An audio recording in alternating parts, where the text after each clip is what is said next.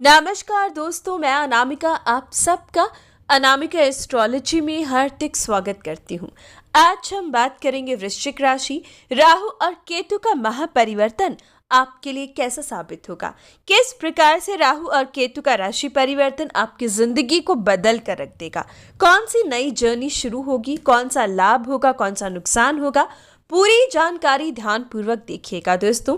12 अप्रैल 2022 दोपहर 3:45 पर 1.5 साल बाद राहु मेष राशि में और वृश्चिक से तुला राशि में केतु का महापरिवर्तन होगा, जो आपकी राशि के लिए काफी अहम होगा।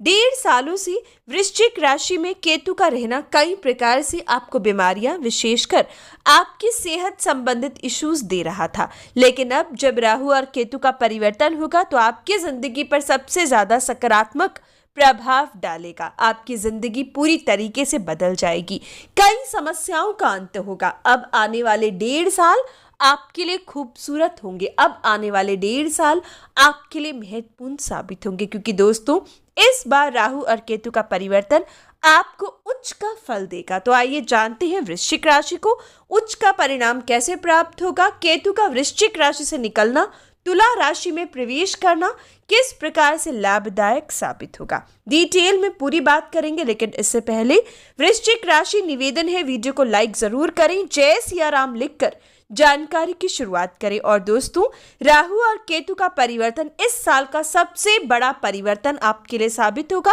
और अगर इस गोचर का लाभ उठाना है तो अपनी कुंडली का विश्लेषण समय पर करवाएं। सही समय पर जाने कि राहु और केतु का निकलना आपको कैसे 100% रिजल्ट कुंडली के आधार पर भी दे सकता है, जिसके लिए विशेष समाधान समय से पहले करने होंगे। इसलिए वीडियो की स्टार्टिंग में दिए गए व्हाट्सएप नंबर पर इंक्वायरी करें और अपना अपॉइंटमेंट फिक्स करें।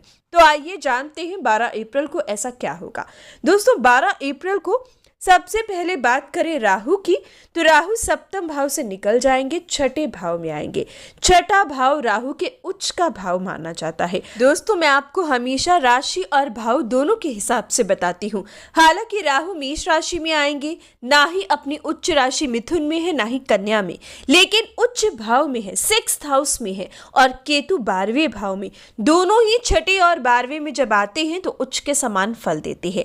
और सबसे इंपॉर्टेंट ये रहेगा कि अब कूटनीति, चालाकी अब आपके काम आएगी, कई बीमारियों का अंत होगा। सबसे पहले सप्तम भाव, जो अभी तक 1.5 सालों से पीड़ित अवस्था में था, मैरिड लाइफ में अनबन ला रहा था, जीवन साथी की तबीयत 1.5 सालों से चिंता का विषय थी, या जीवन साथी की प्रमोशन ना होना, इंक्रीमेंट ना मिलना, उनकी टेंशन्स का भरना, उनकी मानसिकता का बदलना, स्वभाव में उनके क्रोध आना आपकी टेंशन बनी हुई थी, तो अब इन सब चीजों का अंत होगा। सबसे पहले दाम्पत्य सुख मिलेगा, समय आपके लिए रोमांटिक आएगा। अब वो पल आएंगे जब आप अपनी मैरिड लाइफ को मधुर बना पाओगे, या फिर अगर 1.5 सालों में ट्राई करने के बावजूद भी एक अच्छा जीवन साथी अभी तक नहीं मिला, तो अब गारंटी मिल पाएगा, एक ऐसा जीवन साथी जो अंत तक साथ निभाएगा।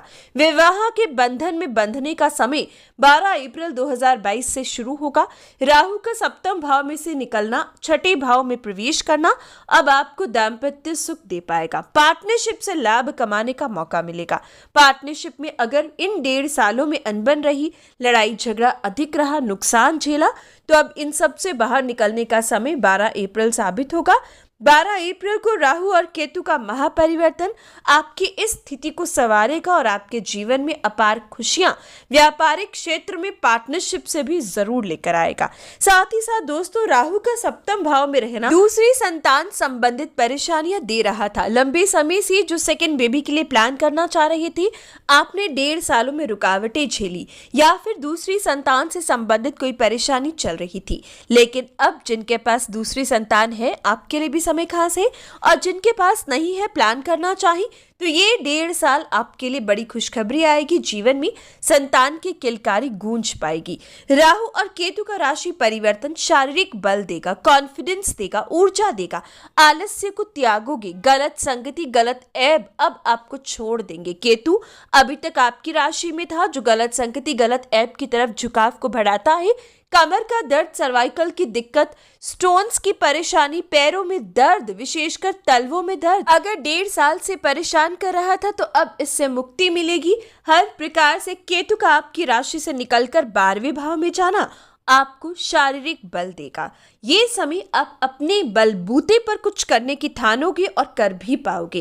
केतु का यहाँ से निकलना कमर से निचला हिस्सा जो आपको परेशान कर रहा था, कोई गुप्त अंगों का रोग था, उनसे भी मुक्ति आपको मिल पाएगी। सोर्स ऑफ इनकम में कोई रुकावट थी तो अब सोर्स ऑफ इनकम आपके बढ़ेंगे, कमाई के जरिए अब आपको मिल पाएंगे। यानी कि कुल मिलाकर राहु और केतु का परिवर्तन आपके लिए उत्तम रहेगा।